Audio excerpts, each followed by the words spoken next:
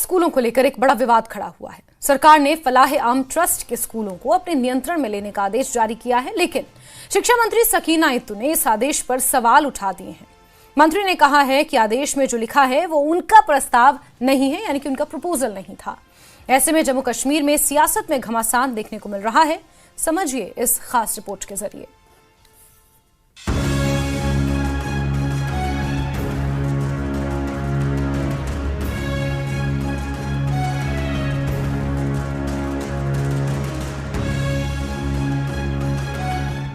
जम्मू कश्मीर सरकार ने बड़ा फैसला लेते हुए फलाह आम ट्रस्ट के 215 स्कूलों को अपने नियंत्रण में ले लिया है। इन स्कूलों का संबंध जमात इस्लामी से बताया जा रहा है। आदेश के मुताबिक अब इन स्कूलों की जिम्मेदारी संबंधित जिला उपायुक्त और जिला मजिस्ट्रेट संभालेंगे। आदेश के पीछे तर्क दिया गया है कि सीआईडी की रिपोर्ट में स्कूलों पर गंभीर आरोप लगाए गए। स्कूल मैनेजमेंट की वैधता भी समाप्त हो चुकी है, जिसके बाद शिक्षा व्यवस्था को पारदर्शी बनाए रखने के लिए इन स्कूलों पर सरकार ने नियंत्रण लेने का फैसला लिया है।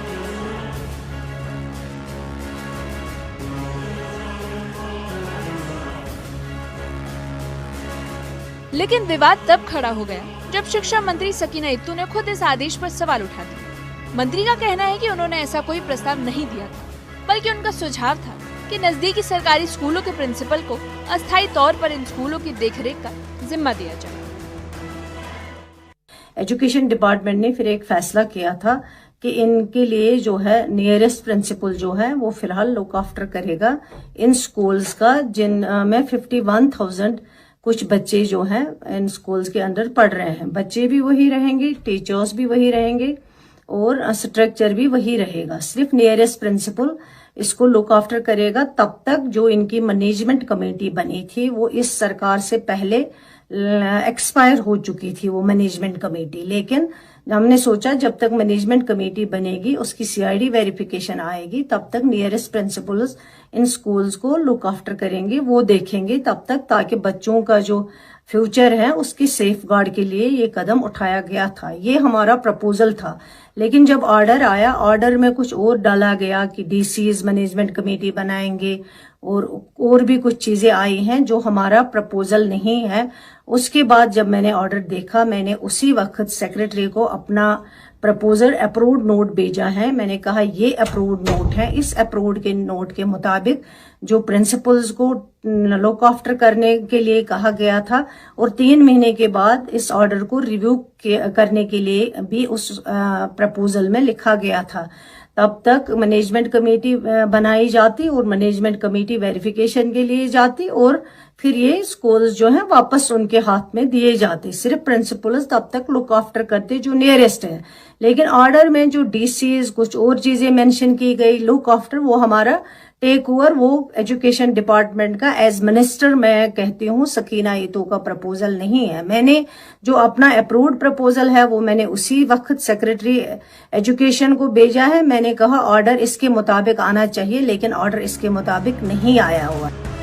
इस विवाद से स्कूलों में पढ़ने वाले हजारों बच्चों का भविष्य भी सवालों के घेरे में। शिक्षा मंत्री सकीना इत्तू का कहना है कि उनकी प्राथमिकता बच्चों की पढ़ाई और बोर्ड परीक्षा को लेकर है, लेकिन आदेश में बदलाव ने पूरे मसले को राजनीतिक रंग दे दिया। फिलहाल 215 स्कूलों के सरकारी टेकओवर के आदेश पर विवाद और गहराता जा रहा है। एक तरफ प्रशासन का दावा है कि ये कदम शिक्षा को पारदर्शी बनाए रखने के लिए जरूरी है, तो वहीं दूसरी तरफ शिक्षा मंत्री सकीना इत्तू का कहना है कि उनका प्रस्ताव ही बदल दिया गया है। अब देखना यह होगा कि सरकार इस टकराव को किस तरह सुलझाए।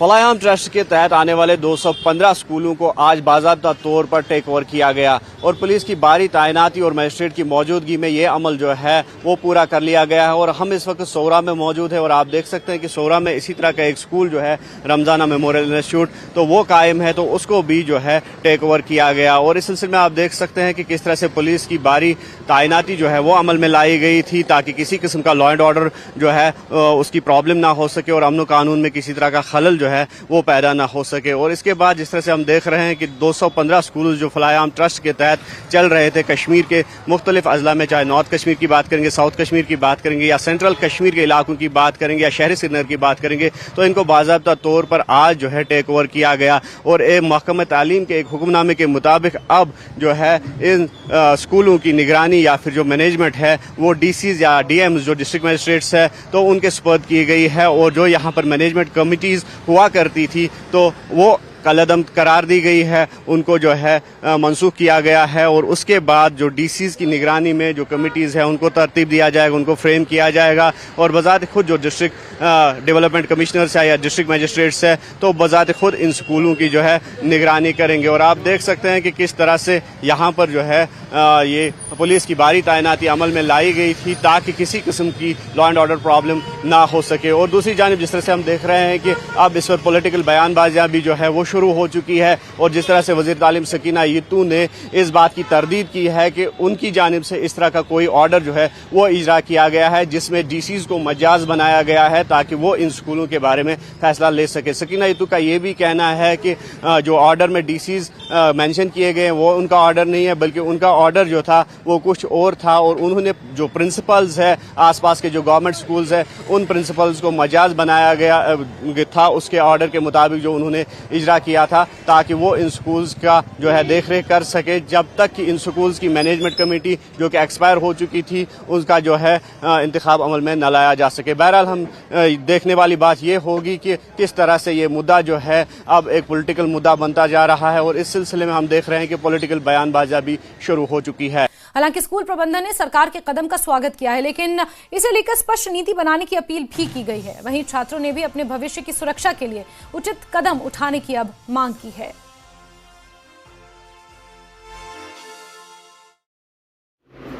जी हम बहुत परेशान होते हैं, हमारे पेरेंट्स भी परेशान होते हैं, हम भी परेशान होते हैं। हम यही चाहते हैं कि हमारी एजुकेशन में कोई रुकावट ना बने। मैं गवर्नमेंट से अपील करती हूँ कि जो ये स्टेप्स निकालेंगे वो हमारे एजुकेशन के फ़ायदे के लिए हो, हम अच्छे से पढ़ पाए। मुझे कभी हम सारे स्टूडेंट्स को कभी कभी शक रहता है कि कभी हमारी एजुकेशन में कोई रुकावट ना आ जाए। मैं गवर्नमेंट से अपील करती हूँ, मैं उनसे अपील करती हूँ कि ऐसा स्टेप निकालें कि जिससे हमारी एजुकेशन पर कोई फ़र्क ना पड़े। मैं गवर्नमेंट से ये अपील करना चाहता हूँ कि उनको जो भी करना है हमारे फ्यूचर के लिए, उनको जो भी उनके जो आर्डर्स है लॉज है हम वेलकम करते हैं।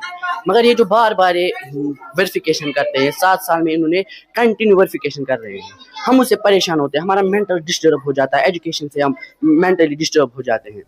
हम उनसे एक ही गुजारिश।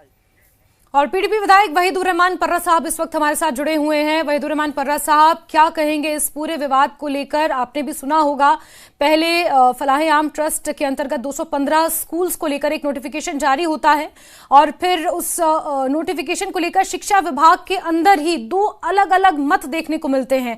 कैसे देख रहे हैं वहीदुर रहमान साहब?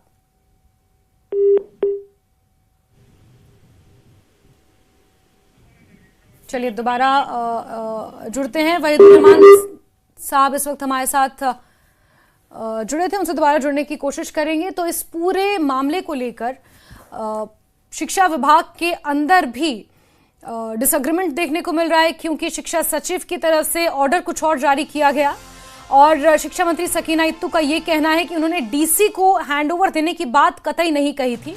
उन्होंने कहा था कि इन स्कूल्स के जो नियरेस्ट प्रिंसिपल्स हैं वो इन स्कूलों की निगरानी करें, देखरेख करें, क्योंकि बोर्ड के समय, बोर्ड एग्जाम्स के समय जो फॉर्म भरना होता है या स्कूल बोर्ड ऑफ एजुकेशन में जो पूरी प्रक्रिया है बोर्ड के, क्योंकि जब एग्जाम होते हैं तो उस फॉर्म भरना वो एक अलग प्रक्रिया होती है, तो ऐसे में दिक्कत बच्चों को ना आए इसके लिए उन्होंने जो नियरेस्ट स्कूल, सरकारी स्कूल है, उसके प्रिंसिपल को इन स्कूलों की देखरेख करने के लिए कहा गया था। और ऐसे में इससे पहले शिक्षा सचिव की तरफ से एक ऑर्डर जारी करना जिसमें यह कहना कि डीसी निगरानी करेंगे इन 215 स्कूल्स की, जिसमें अनंतनाग में 37 हैं, बारामुल्ला में 53 हैं, बडगाम में 20 हैं, कुपवाड़ा में 36 स्कूल्स हैं, पुलवामा में 21 हैं और बाकी जिलों में कुल मिलाकर 215 स्कूल ये आते हैं। और ये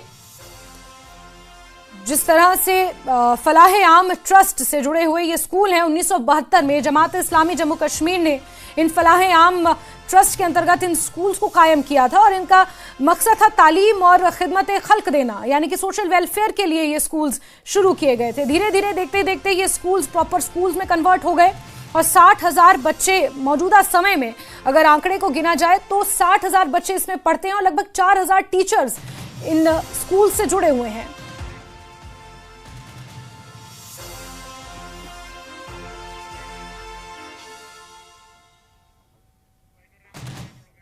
और पीडीपी विधायक हैं वहीदुर रहमान पर्रा साहब हमारे साथ जुड़े हुए हैं। पर्रा साहब, बहुत स्वागत करती हूं, लेकिन इस पूरे विवाद को आप कैसे देख रहे हैं? देखिए मैम, ये जो बेसिकली सरकार ने ये फैसला लिया है जी, तो ये स्कूल जो है ये जमात इस्लामिया चलाती है, लेकिन जमात इस्लामिया एक मजहबी ऑर्गेनाइजेशन है जो पूरे मुल्क में जी जमहूरियत को मानती है और कानून और आईन के संविधान के हिक में काम करती है। तो जमात अगर स्कूल चलाती है तो उससे कोई मुल्क की जमहूरियत या सालमियत को कोई नुकसान नहीं है। हम चाहते हैं इन स्कूलों में अगर कोई गलती हो, उस पर ट्रांसफॉर्मेशन हो, गवर्नमेंट उसको देखे, ठीक करे, लेकिन इन स्कूलों को कंट्रोल लेना शायद ये गैर कानूनी भी है, गैर आईनी भी है और ये स्कूल जमात इस्लामिया के अंडर ही चलने चाहिए। बाकी ट्रांसपेरेंसी के फेवर में हम भी हैं, अगर कोई गलतियां वहां होती है उनको ठीक किया जा सकता है, लेकिन उन पर कंट्रोल करना मुझे लगता है गैर कानूनी और गैर जमहूरी फैसला है। लेकिन वहीदुर रहमान साहब, जमात इस्लामी जम्मू कश्मीर में एक बैन तंजीम है, हालांकि जो फलाहे आम ट्रस्ट है उसके अंडर ही ये स्कूल्स चलाए जाते हैं। सकीना इत्तू है शिक्षा मंत्री, उनका ये कहना है कि उन्होंने नियरेस्ट प्रिंसिपल को ये आदेश दिए थे क्योंकि बोर्ड एग्जाम्स के दौरान जो पूरा प्रोसेस होता है उस दौरान बच्चों को दिक्कत ना आए, इसलिए उसकी निगरानी करने का एक तरह से आदेश दिया गया था उनकी तरफ से। नहीं, वो तो नेशनल कॉन्फ्रेंस की एक अपनी सियासत है जमात इस्लामिया के खिलाफ, लेकिन in the larger interest of the country and also people of Jammu and Kashmir एक स्पेसिफिक तबके को सिर्फ आइडियोलॉजी के बिना पर आइसोलेट करना, उनके इंस्टीट्यूशंस को क्लोज करना मेरे ख्याल में गलत फैसला है और हम चाहते हैं नेशनल कॉन्फ्रेंस का जो ये फैसला है ये गलत है और हम इसकी मजम्मत कर रहे हैं। लेकिन जमात इस्लामी को आप कह रहे हैं कि जमात के अंतर्गत ये स्कूल्स चलते हैं, लेकिन जमात इस्लामी तो वहीदुर रहमान साहब बैन है, यूएपीए के अंतर्गत इसे 2 बार बैन किया गया है। 2024 में भी इसको लेकर एक नोटिफिकेशन जारी किया गया था। ऐसे इंस्टीट्यूशन जो उनके दायरे के बाहर चलते हैं और ये जमात से एफिलिएटेड है लेकिन जमात के ओन नहीं है जी, ये ऐसे स्कूल है जो यहाँ समाजी तालीमी काम करते हैं और इनका काफी कंट्रीब्यूशन है जम्मू कश्मीर में। तो मेरे ख्याल में इस तरीके में बैन लगाना या बंद करना या टेक ओवर करना गैर आईनी है। बिल्कुल। ऐसे में वहीदुर रहमान साहब, क्योंकि ऑपोजिशन में आप हैं, ऐसे में आपकी पार्टी की तरफ से कोई स्टेप इसको लेकर लिया जाएगा, कोई आवाज आप उठाएंगे? क्योंकि सज्जाद लोन पहले ही आरोप लगा चुके हैं, उनका सोशल मीडिया पर ट्वीट आ चुका है पीपल्स कॉन्फ्रेंस की तरफ से।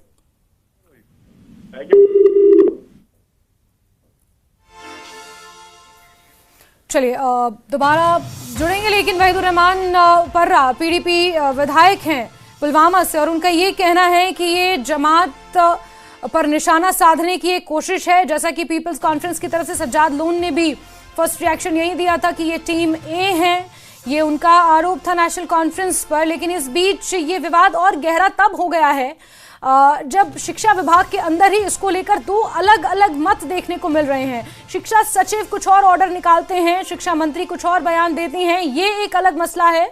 दूसरा मसला ये है कि 215 फलाहे आम ट्रस्ट के अंतर्गत जो स्कूल्स हैं, सीआईडी की कुछ रिपोर्ट्स आई हैं, क्योंकि समय समय पर इन स्कूल्स की चेकिंग होती रहती है, इनकी मॉनिटरिंग होती रहती है और इसी शर्त पर इन स्कूल्स को जारी रखने की बात कही गई थी। जमात इस्लामी ने फलाहे आम ट्रस्ट का गठन 1972 में किया था और उसके बाद से ही जो ये स्कूल जमात इस्लामी तो बैन हो गई जम्मू कश्मीर में, लेकिन इन स्कूल्स को लेकर ये आदेश दिया कि इनकी मॉनिटरिंग एजेंसियां करती रहेंगी और उसी बिना पर ये स्कूल्स घाटी में चालू रहेंगे।